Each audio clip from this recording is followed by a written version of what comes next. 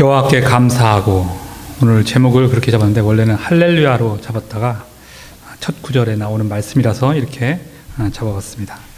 저는 오늘 하나님을 찬양하는 자리에 여러분 모두를 초청합니다.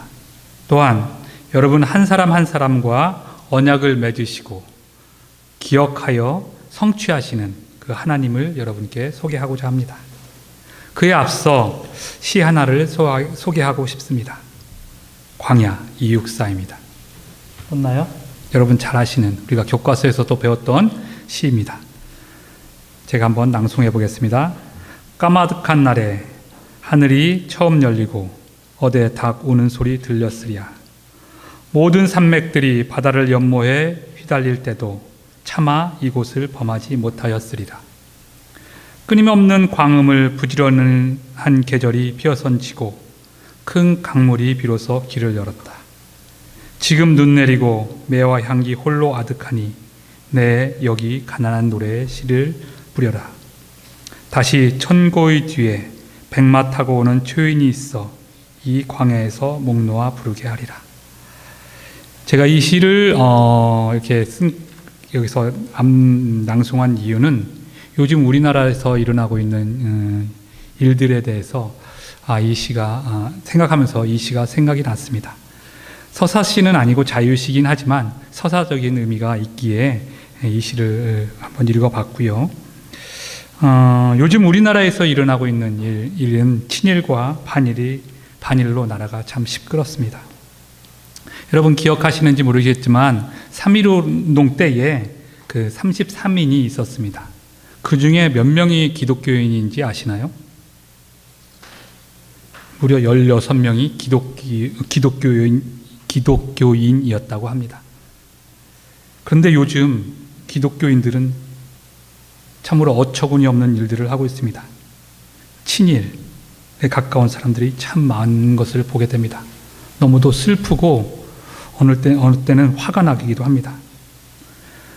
일본과 친하게 지내는 것은 좋은 일입니다. 하지만 일본의 잘못, 일본이 뉘우치지 않는 그런 모습들을 정당화하면서 하는 친일은 참 저로서는 이해할 수 없는 일입니다. 이는 마치 광야에서 이스라엘 백성들이 애굽이 좋았어, 우리 그리로 돌아가고 싶어 라고 하는 이들과 똑같다고 생각합니다. 심지어 얼마 전에는 세종시의 어느 목사가 광복절에 일장기를 이렇게 걸어 내세운 그런 일도 있었습니다. 그런 일에 앞장서는 사람들의 그 뒷면을 보면은 꼭 그리스도인인 경우가 참으로 많습니다. 여러분, 우리는 이미 여러 면에서 일본을 넘어서지 않았나요? 그 길 하지 않았나요? 그런데 그 일본 사람들은 자신들의 죄가를 뉘우치지 않고 오히려 정당화하고 이것을 찬동하고 오히려 그들을 옹호하는 사람들이 있습니다. 저는 여러분들, 우리는 이제는 친일을 할 것이 아니고 긍일 또는 연일을 해야 된다고 생각합니다. 여기서 긍이나 연은 불쌍히 여기다라는 의미입니다. 그들은 불쌍히 여겨야 될 존재라고 생각합니다. 과거에 묶여있는, 과거의 그 영화를, 그 자신들의 영화를 위해서 많은 사람들을 죽게 했고 고통으로 몰아넣었던 시대착오적이고 과거에 묶여있는 그들을 연일해야 되지 않을까요? 역사에서 지혜를 얻지 못하면 미래는 밝을 수가 없습니다. 그 대표적인 예로 오늘 제가 본문으로 삼은 시편 105편은 그것을 강조하고 있는 시입니다. 시편 105편은 서사시 중에 하나입니다. 더불어서 시편에 이런 시편이 한 3편 정도가 있습니다.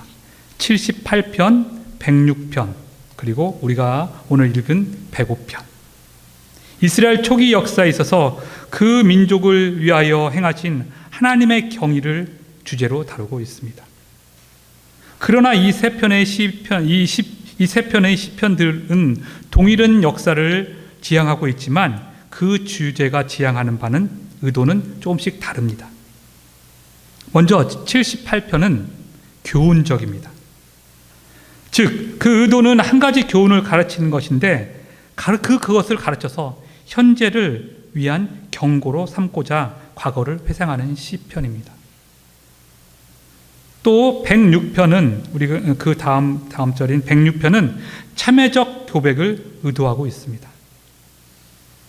이스라엘의 과거 역사를 되돌아보면서 그들의 역사, 죄악의 역사를 취급하고 있습니다. 자, 그의 반면에 이 105편은 감사를 끌어내기 위한 적절한 주제인 바 미래의 순종을 이끌어내기 위해서 그것을 그 시편, 그 과거의 역사를 토대로 하고 있습니다. 이스라엘 역사의 그 여명기에 그 민족을 위해서 행하신 여호와의 능력을 역사로 기술하고 있는 시편이 바로 105편입니다. 본 구절에서 특히 감사를 끌어내기 위한 의도를 읽을 수가 있습니다. 자, 말씀으로 들어가서 어떻게 시인은 이 시편을 써가고 있는지 살펴보고자 합니다. 첫 번째 주제입니다. 역사를 통하여 하나님은 어떤 분이시라고 시인은 말하고 있습니까? 1에서 4절, 우리가 오늘 읽은 1에서 4절을 보면은 하나님은 감사와 찬양과 영광을 받기에 합당하다를 선포하고 있습니다. 감사하라, 불러라, 알게 하라, 노래하라, 찬양하라, 말하라까지 1절에서 4절을 보면은 모든 동사가 명령형입니다. 시인은 찬양을 인간이 하나님께 드려야 할 마땅한 일로 명령하고 있는 것입니다. 자, 명령하는 내용이 비슷하지만 시인의 마음은 하나님께 이 베푸신 그 은혜를 기억하기에 찬양할 수밖에 없다.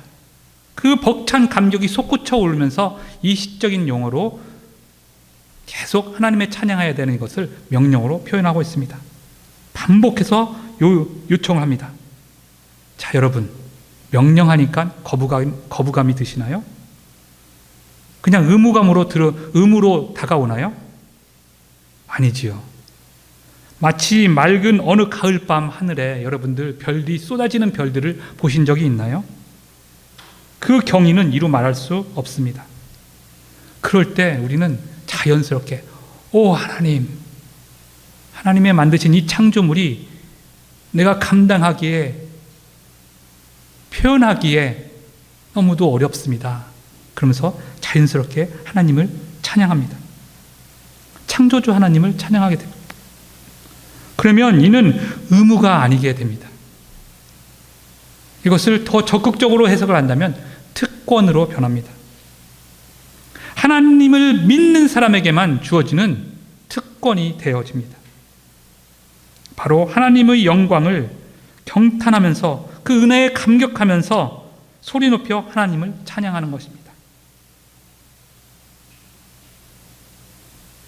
여러분의 삶 속에서 이 하나님을 의무적으로 아니면 명령했기 때문에 찬양하고 있지는 않은가요? 찬양은 하나님을 아는, 하나님을 믿는 여러분의, 나의 특권입니다. 저는 매일 아침 쌈하우스로 걸어오고 집으로 걸어갑니다. 그럴 때마다 주위에 보여지는, 철에 따라 보여지는 이 자연의 놀라운 변화들에 참 경탄하곤 합니다. 피고 지는 꽃들, 풀들, 또 계절마다 갈아입는 나뭇잎들, 나무들, 그들이 너무도 놀랍습니다. 어찌 보면은 도시 아닌 이런 산골에 살기에 마땅히 우리가 누려지는 우리의 어떤 권리와 같다고도 표현할 수 있습니다. 하지만 이 또한 우리가 여기에 살기에 누리는 특권입니다. 이와 같이 모든 이 자연을 만드신 하나님, 그 창조주 하나님을 찬양하는 것은 우리의 특권입니다. 본문은 이스라엘의 역사를 통하여 하나님을 찬양하지만 우리는 현재의 삶 속에서 얼마든지 하나님을 찬양할 수 있습니다. 분명 많은 어려운 현실이 우리 앞에 놓여 있습니다. 그러나 그것도 시간이 지나면 뒤에 가서는 감사할 수 있는 은혜로 우리를 기다리고 있습니다. 이것을 우리는 놓쳐서는 안 됩니다. 이 또한 지나갈 것이다. 이 또한 은혜와 감사로 변할 것이다. 바로 이것이 우리의 특권입니다. 하나님을 찬양하는 것은 우리의 특권입니다. 자, 두 번째로 우리가 주목해야 하는 것은 4절에 있습니다. 구하는 것, 즉 간구입니다. 4절에서 간구, 우리가 주문한다, 오더한다 하고 하는데 이것은 그걸 문자대로 해석을 할 수 있는 것이고요. 이것을 좀 더 하나님의 은혜로 표현을 한다면 하나님과 나 자신을 인정하는 것입니다. 억셉하는 것입니다. 불완전한 인간은 완전하신 하나님 앞에서 뚜렷한 한계를 지님으로 하나님께 나아가 구하는 것은 지극히 당연한 일입니다. 이는 자신의 약함을 고백하는 행위이며 하나님의 강하심과 완전함을 인정하는 것입니다.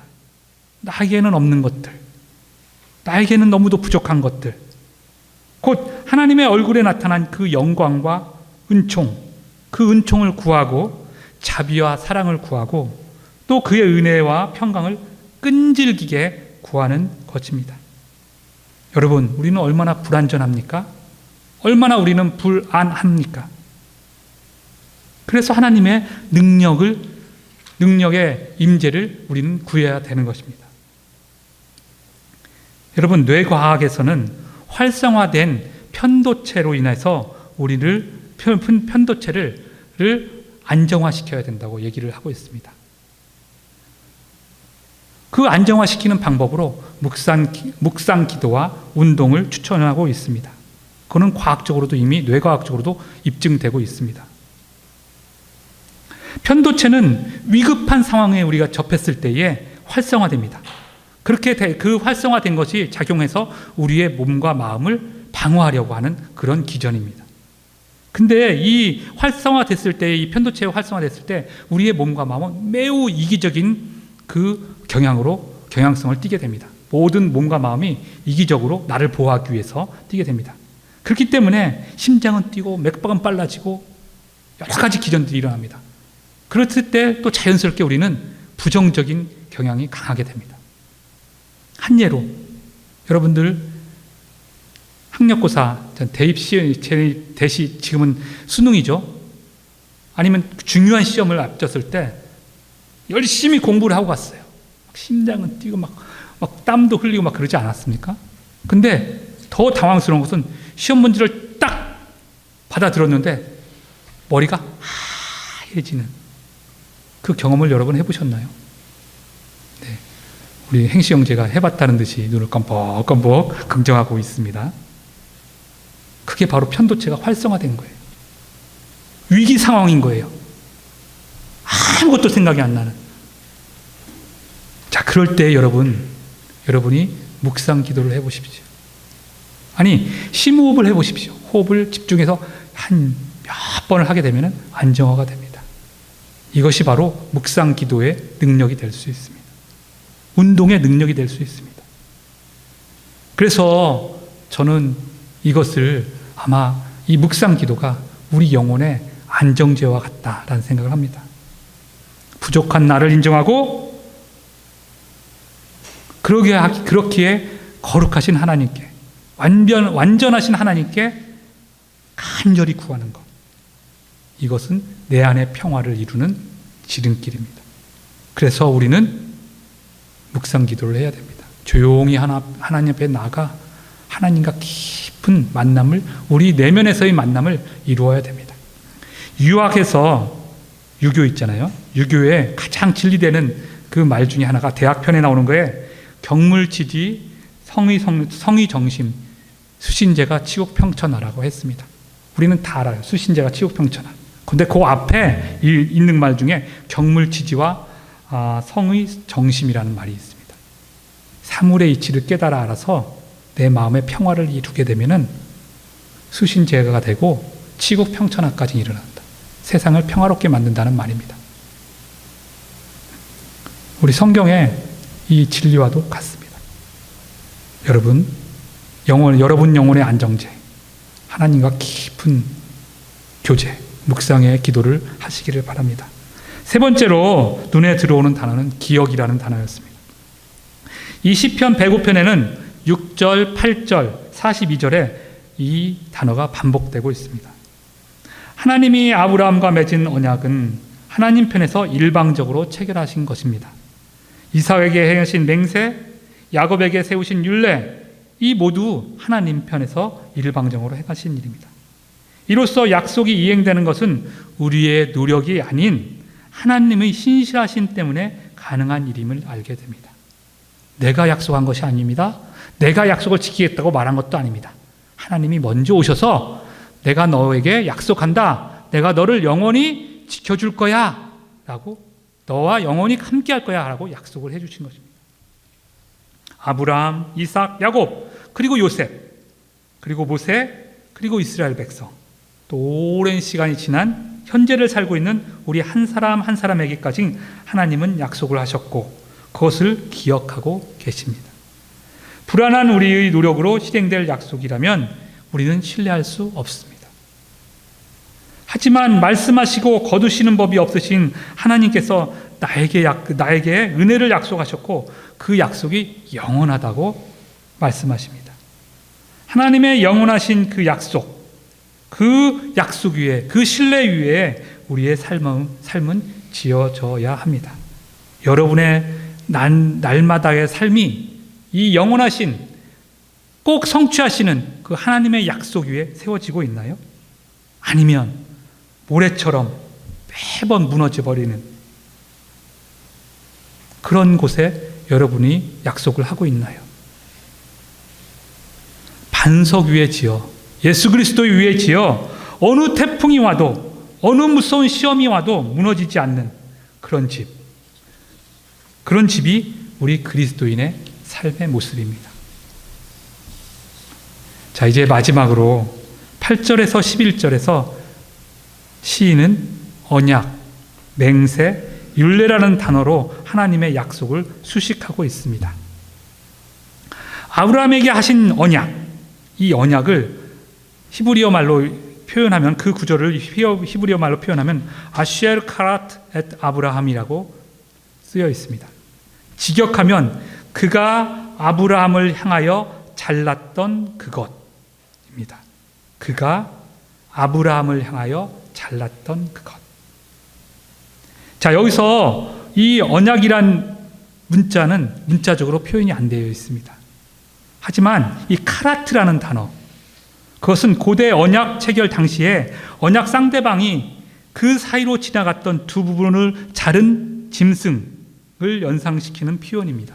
그것이 뭐냐면은 이스라엘을 포함해서 고대 근동 국가에서는 일정한 계약을 체결할 때에 짐승을 잡아서 둘로 딱 쪼갠 다음에 그 자른 사이로 지나간다는 표현입니다. 자, 띄워주십시오. 창세기 15장에 나와 있습니다. 창세기 15장 9절 10절 어떻게 표현되어 있죠?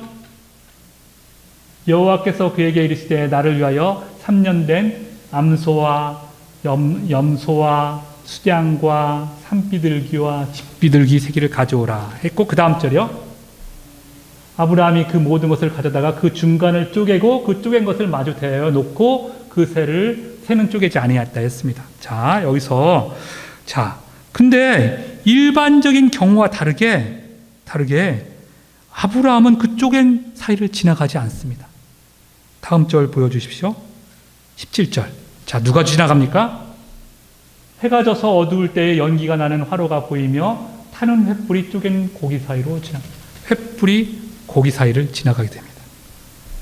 누가 지나가지 않고요? 아브라함은 지나가지 않았어요. 하나님이 지나가신 거예요. 놀랍게도 하나님이 그 사이로 지나가십니다.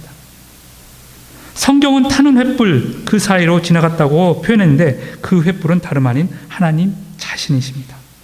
하나님은 자신이 아브라함에게 주신 약속, 그리고 택한 후손에게 계속 전승될 그 약속을 그 약속은 뭐냐면은 자신의 생명을 바꾸서라도 지키겠다는 하나님의 굳은 의지를 그 의식을 통해서 보여주고 있는 것입니다. 물론 이 본 의식을 통해서 우리는 먼 훗날 약 1000년 후에 1500년 후에 일어날 일을 보여주고 있는 것입니다. 그 뭡니까? 바로 우리에게 오신 예수 그리스도, 십자가에 달려 돌아가신 예수 그리스도, 생명을 바쳐서까지 우리에게 하신 그 약속을 지키시는 그 하나님을 우리는 볼 수가 있습니다. 그래서 이 하나님의 약속은 영원한 것이고 반드시 지켜지는 것입니다. 예수 그리스도는 궁극의 약속이며 성취입니다. 그는 우리에게 평강을 주셨습니다. 그 평강이 우리 안에 있습니다. 예수 그리스도가 우리 안에 있습니다. 평강하신가요, 여러분? 아니면 휘몰아치고 있나요? 우리 모두 안에 있는 이 예수의 평화가 여러분 안에도 풍성히 누려지는 그런 시간들이 되기를 원합니다. 예수님은 이미 이루신 것입니다. 말씀 설교 후에 우리가 429장을 찬양을 부를 건데요. 그 찬양 의미를 잘 보십시오. 그거는 미래를 말하고 있지 않습니다. 이미 이루신 예수 그리스도를 여러분이 발견하시기를 원합니다. 침노하는 자가 이 평화를 누릴 것입니다. 자, 마무리하겠습니다. 세 편의 서서시를 보면서 78편은 교훈을, 105편은 감사를, 106편은 참회를 배웠습니다. 우리 각자는 저마다 고유의 역사의 길을 걸어왔습니다. 하나님 은혜가 아니었나요? 그 기초 위에 우리는 미래를 향해 오늘을 걸어갈 것입니다. 영원하신 하나님의 약속을 품고 한 걸음씩 오늘도 걸어가시고 내일도 걸어가신다면 우리는 예수 그리스도를 마침내 만나고 우리가 승리하는 그날을 맞이할 것입니다. 기도하겠습니다. 하나님 아버지 감사합니다. 그 옛날 하나님은 일방적으로 약속하셨고 그 약속을 또한 성취하셨으며 오늘 이 시간에도 그 약속은 계속해서 영원히 이루어져 갈 것을 우리는 믿습니다. 그래서 우리는 승리할 것입니다. 또 그렇게 되기까지 우리와 동행해 주시겠다고 약속하신 그 예수 그리스도를 오늘 또한 찬양합니다. 감사합니다. 예수님 이름으로 기도했습니다. 아멘.